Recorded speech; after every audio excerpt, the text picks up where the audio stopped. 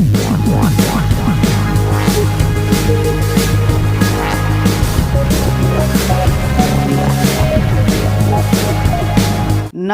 विद्यार्थी मित्रांनो, स्वागत आहे तुमचं आपल्या लाडक्या क्रिएटिव्ह मराठी या चॅनलमध्ये। तर पहा विद्यार्थी मित्रांनो, आज आपण अभ्यासणार आहोत इयत्ता 10वी विषय असणारे आपला विज्ञान आणि तंत्रज्ञान भाग 2 याची ही प्रश्नपत्रिका आपण बोर्डाच्या प्रश्नपत्रिकेनुसार आपण या ठिकाणी अभ्यास करणार आहोत।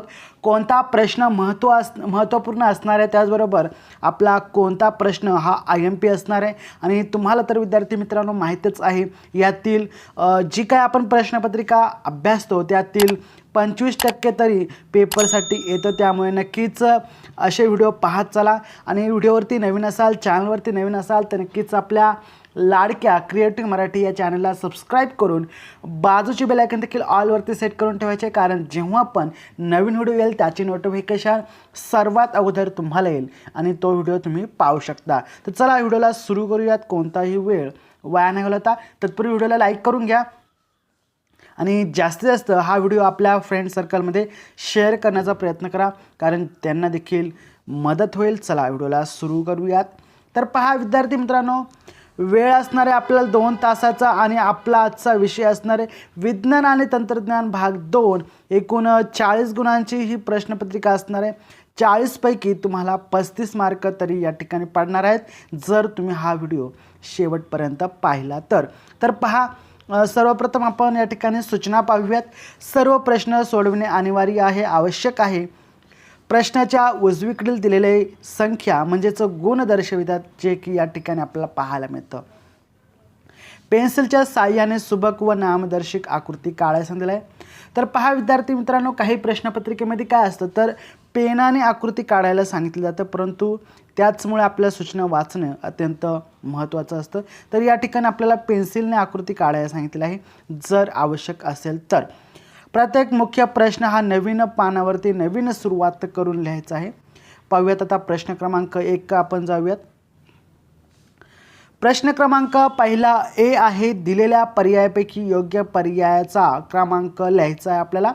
आणि हा जो प्रश्न असणार आहे विद्यार्थी मित्रांनो, हा 5 गुणांसाठी प्रश्न आहे। आणि विद्यार्थी मित्रांनो, या प्रश्नपत्रिकेचे तुम्हाला आन्सर म्हणजेच उत्तर पाहिजे असेल तर नक्कीच कॉमेंटमध्ये सांगा, सर आम्हाला या प्रश्नपत्रिकेचे उत्तर हवे आहे। तुम्हाला नक्कीच या प्रश्नपत्रिकेचे उत्तर मी प्रोव्हाइड करेल। तर नक्कीच आपल्या व्हिडिओला लाईक करा आणि कॉमेंट करा, सर मला उत्तर पाहिजे, सर उत्तरावरती एक व्हिडिओ बनवा, असा तुम्हाला कॉमेंट करायचा आहे। तर पाहूयात आपण। जनुकांमध्ये अचानक बदल होऊन सजीवात लहानसा बदल घडून येतो, तो बदल टिंबटिंब होय। तर कोणता बदल? या ठिकाणी आपल्याला 4 पर्याय पाहायला मिळतात। परिवर्तन आहे, विकृती आहे, उत्परिवर्तन आहे आणि स्थानांतरण आहे। तर या प्रश्नाचे उत्तर तुम्हाला माहीतच असेल, अभ्यास केला असेल तर। तसे पण तुम्हाला या प्रश्नपत्रिकेचे उत्तर हवे असेल तर कॉमेंटमध्ये सांगायला विसरू नका। पाहूयात दुसरा। ऑक्सिश्वसनामध्ये ग्लुकोजचे पूर्ण विघटन होऊन ऊर्जेबरोबरच पाणी आणि टिंबटिंब रेणूचे तयार होतात। काय होतात? तर या ठिकाणी पर्याय आहेत, पर्याय पाहूयात। CO2, NaOH, O2 आणि NHO3 हे त्याचे पर्याय आहेत। योग्य उत्तर तुम्हाला लिहायचं आहे। तिसरं आहे, सौरविद्युत घट सूर्यकिरणातील प्रकाश ऊर्जेचे रूपांतरण सरळपणे करतात, टिंबटिंब करतात।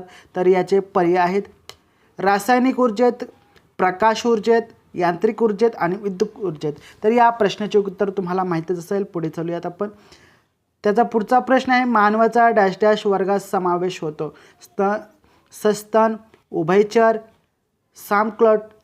क्लस्टोमाटा आणि सरीसृप। तर या पुढचा प्रश्न आहे, रासायनिकदृष्ट्या व्हिनेगार म्हणजे टिंबटिंब होय। तर या ठिकाणी त्याचे देखील पर्याय आहेत। विद्यार्थी मित्रांनो, हे जे प्रश्न असतात हे प्रश्न असणार प्रत्येक धड्यामधील, प्रत्येक जो धडा आहे त्यामधील जे काही रिकाम्या जागा तुम्हाला विचारल्या जातात त्यामधील हे प्रश्न असतात। त्यामुळे नक्कीच सोपं आहे, तुम्ही या ठिकाणी अभ्यास करून हे प्रश्न सोडू शकता। आता पुढील जे प्रश्न असणार आहेत ते महत्त्वाचे असणार आहेत अत्यंत। पाहूयात। खालील उपप्रश्न सोडवायचे आहेत। 5 गुणांसाठी हे उपप्रश्न असणार आहेत विद्यार्थी मित्रांनो। वेगळा घटक या ठिकाणी आपल्याला ओळखायचा आहे। तर वेगळा घटक पहा, पुटिका ग्रंथी संप्रेरक पित्तपिंडकारी संप्रेरक प्रोजेस्टेरॉन आणि टेस्टोस्टेरॉन. त्यानंतर हे आहेत, याच्यापैकी वेगळा घटक कोणता आहे तो या ठिकाणी तुम्हाला परीक्षेला विचारला जाऊ शकतो, बोर्ड परीक्षेला विचारला जाऊ शकतो. त्यानंतर खालील विधान चुकी आहे की बरोबर ते ओळखायचे आहे.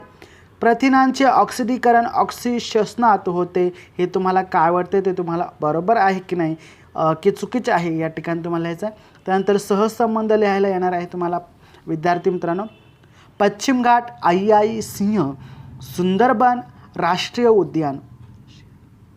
पश्चिम घाट आशियाई सिंह आणि सुंदरबन राष्ट्रीय उद्यान याचं काय असू शकतं ते तुम्हाला उत्तर लिहायचं आहे.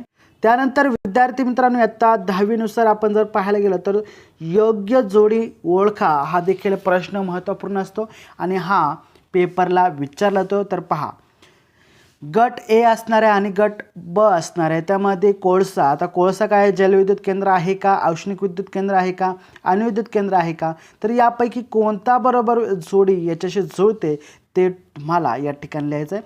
दिलेले चित्र ओळखून त्याचे नाव काय आहे ते तुम्हाला या ठिकाणी लिहायचं आहे.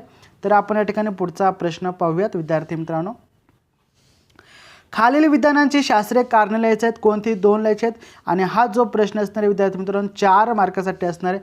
म्हणजे 2 + 2 एकूण 4 गुणांसाठी आपल्याला 2 कोणते लिहायचे, म्हणजे 2 मार्कासाठी एक प्रश्न असणार आहे. झुरळाचा समावेश संधिपात प्राणी संघात होतो, का होतं कारण लिहायचं आहे. मुलगी होण्यासाठी स्त्रीला जबाबदार धरणे अयोग्य आहे, का ते लिहायचं आहे. प्रार्थनांचा निर्मितीसाठी प्रतिलेखन आवश्यक आहे.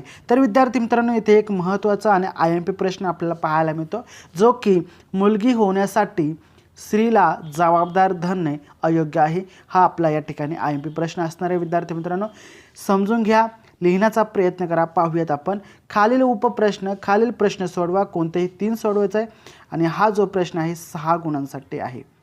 तर उत्क्रांतीचे पुरावे बाह्यरूपी, त्याचबरोबर अवयवातील हाडांच्या रचनेतील साम्य आणि बाकीचे 4 जे आहेत ते तुम्हाला या ठिकाणी लिहायचे आहेत. पाहूयात पुढे. फरक या ठिकाणी स्पष्ट करायचा आहे. मत्स्य प्राणीवर्ग आणि सरीसृप प्राणीवर्ग या ठिकाणी त्याचं फरक स्पष्ट करायचं आहे.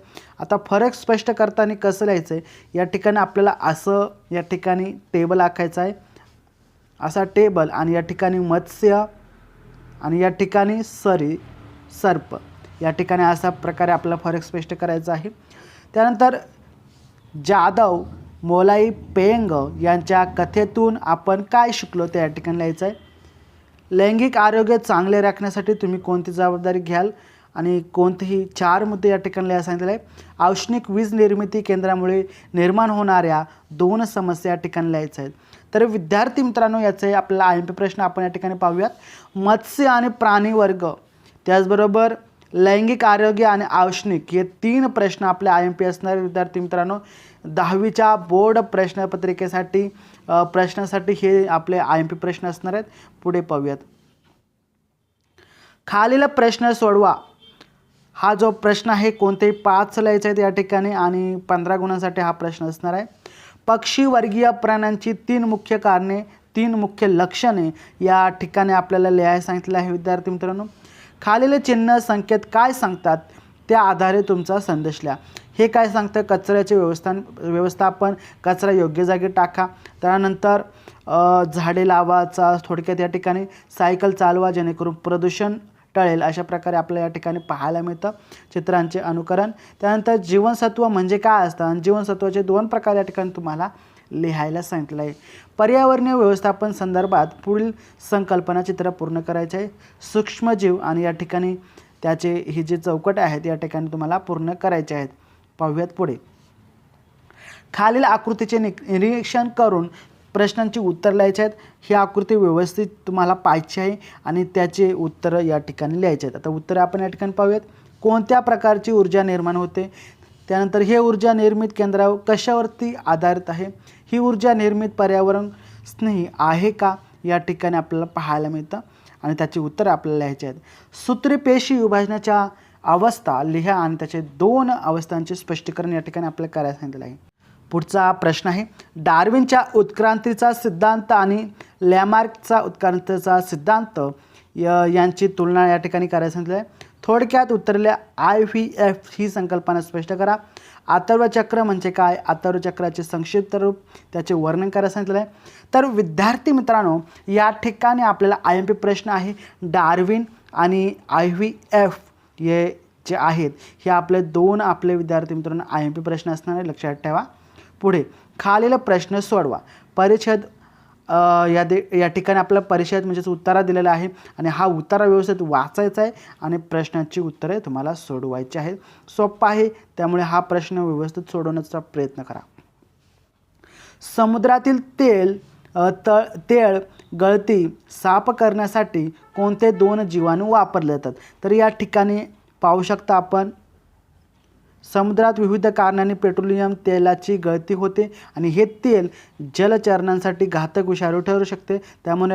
त्यामुळे पाण्यावर आलेल्या तेलाचा तवंग यांत्रिक पद्धतीने दूर करणे सोपे नाही आणि त्यासाठी हे 2 जे आहेत हे जीवाणू पॅरेंट्समध्ये रसायने नष्ट करण्यासाठी वापरले जातात.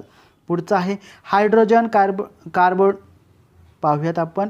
हायड्रोकार्बोनॉलेस्टिक जीवाणू म्हणजेच HCB म्हणजे काय, तर या ठिकाणी आपल्याला उत्तर या ठिकाणी मिळून जाईल. पाहू शकता आपण इथून, तर या ठिकाणापर्यंत उत्तर आहे. HCB हे हायड्रोकार्बनचे अपघटन करून त्यातील कार्बनचा ऑक्सिजनची संयोग घडून आणतात आणि CO2 या अभिक्रियेत व पाणी तयार होते. हे त्याचे उत्तर आहे. त्यानंतर पुढचं याचं उत्तर देखील त्यामध्ये प्रश्नामध्ये आहे. HCB जीवाणू हे आपण जस्ट पाहिलेलं आहे.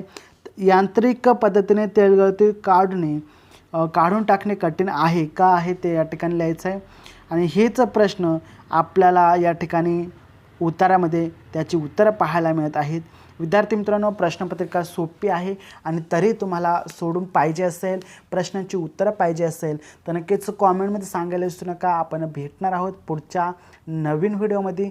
तत्पूर्वी परीक्षेचा अभ्यास करा, रिव्हिजन करत चला. आपल्या चॅनलवरती नवीन असाल तर चॅनलला सबस्क्राईब करा. भेटूया आपण पुढच्या व्हिडिओमध्ये. तोपर्यंत जय हिंद, जय महाराष्ट्र, वंदे मातरम.